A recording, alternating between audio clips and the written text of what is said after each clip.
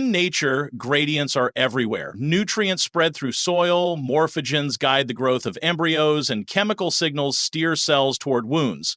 Gradients are powerful organizers of matter, yet in the lab, they can be frustratingly hard to control. Bulk methods often produce noisy, uneven fields that blur and dissipate quickly. Enter microfluidics, tiny channels where laminar flows and diffusion can be harnessed with surgical precision. Microfluidic gradient generators, invented decades ago, provide stable and tunable gradients on demand. Yet, despite their robustness, they remain oddly underused. Isn't it surprising that tools capable of sculpting matter with such finesse still sit at the fringes of mainstream science?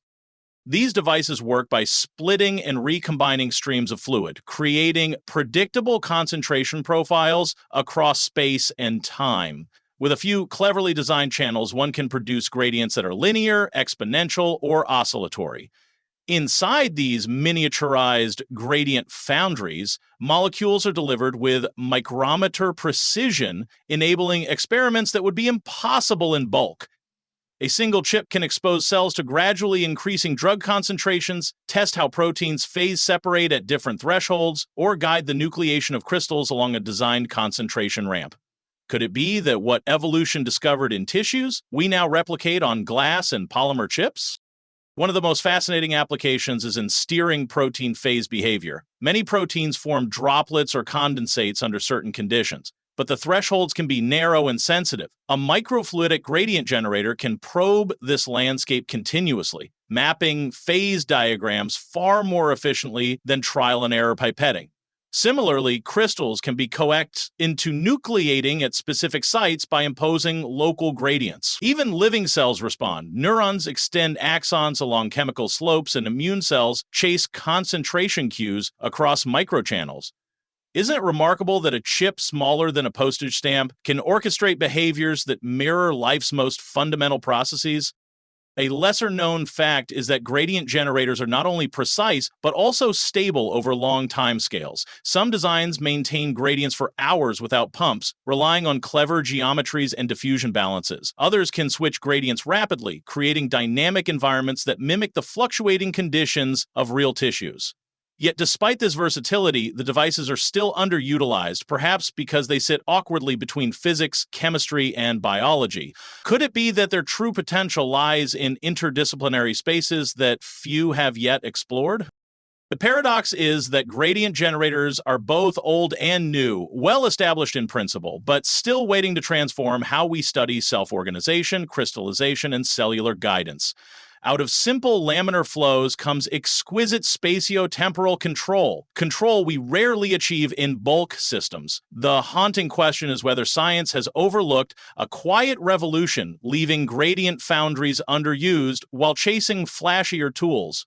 Might the future of materials, medicine, and synthetic biology depend less on brute force and more on mastering gradients with elegance on a chip? In nature, gradients guide everything from embryonic development to crystal growth. Chemical or thermal gradients create directionality in otherwise uniform systems. Cells follow morphogen gradients, proteins phase separate at concentration thresholds, and crystals nucleate at controlled supersaturation. Microfluidic devices can recreate these gradients with exquisite precision. Channels split, recombine, and diffuse flows to create stable profiles across micrometer scales. Yet, despite their power, gradient generators remain underused in mainstream applications. The paradox lies in the gap between potential and adoption. Microchips mimic nature's foundries, yet remain niche tools. Morphogen-like gradients can be recreated in microchannels to steer stem cell differentiation. It is like owning a laser cowpole, but still carving wood with a knife. Microfluidic gradient generators were developed decades ago. Designs such as tree-like networks, T-junction mixers, and flow-focusing devices are well established. They produce reproducible gradients across time and space, ideal for systematic studies. Yet compared to other microfluidic technologies, their adoption in biology and material science is modest. Many labs still rely on bulk diffusion chambers or simple pipetting. This underuse contrasts with their robustness and simplicity. The paradox is why powerful tools remain underexploited. Inertia, cost, or awareness may all contribute. Chemotaxis studies often still use Boyden chambers rather than on-chip gradient devices. It is like preferring candles for light while owning electricity. Gradients allow precise control of supersaturation, the driver of crystallization. On-chip devices can tune concentrations smoothly across space. This enables systematic mapping of nucleation conditions at unprecedented resolution. Crystals grow only in narrow windows of stability, and gradients can reveal these windows. Instead of trial and error, chips act as predictive maps. Gradient control reduces waste and accelerates discovery of new materials. Yet such gradient foundries remain underutilized in crystallography. The paradox is why opportunity lags behind potential. Protein crystals can be grown on chip by tuning concentration gradients. It is like turning a knob to find perfect radio reception rather than guessing frequencies. Proteins undergo phase separation into condensates that resemble liquid droplets. Their behavior depends sensitively on concentration, salt, and temperature. Gradient generators can scan these conditions continuously on a chip. This provides precise phase diagrams without endless manual titrations. The approach reveals sharp boundaries and coexistence regimes. Such maps guide drug design, biomaterials, and disease research. Yet many studies still use bulk cuvettes. Gradients on chip remain a missed revolution. IDP proteins phase separate at precise salt concentrations mapped by microfluidic gradients. It is like using a high-resolution telescope but keeping it pointed at the ground. Cells migrate, divide, and differentiate in response to external gradients. Microfluidic devices can impose stable, repeatable gradients of chemokines, drugs, or growth factors. This allows fine-tuned studies of chemotaxis, wound healing, or development. Spatial resolution reaches single-cell scales. Temporal control allows pulses or oscillations. Compared to bulk assays, chips offer superior precision. Yet cell biology often lags in adopting them broadly. The paradox is persistence of crude tools despite better ones. Neutrophils follow on-chip gradients of chemoattractants in cancer immunology studies. It is like training athletes with stopwatches while digital sensors exist.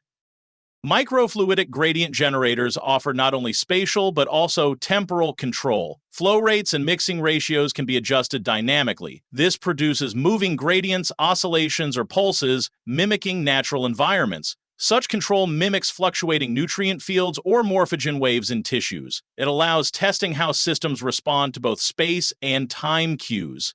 This dynamic precision is rarely possible in bulk assays, yet adoption in mainstream labs remains slow. The paradox deepens. Precision tools await broader use. Gradients of glucose oscillating in time steer yeast metabolism on chip. It is like conducting a symphony but choosing to play only single notes. Technically, gradient foundries on chip are robust, reproducible, and scalable, yet their adoption is slowed by barriers of perception and practice. Many researchers are trained in bulk methods and resist switching. Others see microfluidics as too specialized or engineering heavy. Meanwhile, chips sit on shelves in engineering labs. The paradox is socio-technical. Tools exist, but habits prevent their spread. Bridging communities may unlock hidden potential. The limitation is cultural, not technical. Biology labs often outsource microfluidic chip work rather than adopting devices in-house. It is like farmers ignoring tractors while engineers park them nearby. Imagining microfluidic chips as gradient foundries reframes their role. Instead of niche gadgets, they become factories of controlled conditions. They can steer matter into crystals, droplets, tissues, or phase-segmented states. Gradients are nature's blueprint for organization, and chips recreate them faithfully. This perspective reveals microfluidics as a universal platform. From nanomaterials to stem cells, gradients are master key. Foundries on chip could industrialize discovery. Yet recognition of this role remains embryonic. Chips could mass-produce crystallization maps for drug discovery pipelines. It is like seeing 3D printers as toys rather than manufacturing revolutions. The paradox is that microfluidic gradient generators, powerful tools for steering organization, remain underused. They reproduce nature's organizing principle, gradients. With high precision, they can direct crystals, proteins, and cells into new states, yet their promise has not translated into widespread adoption. Cultural inertia rather than physics holds them back. The paradox reveals how innovation lags behind capability. Radium foundries already exist on chip, waiting to reshape science. The question is when they will be fully embraced. A microfluidic chip mapping thousands of nucleation points outperforms weeks of manual experiments. It is like owning a compass but still wandering aimlessly in the forest.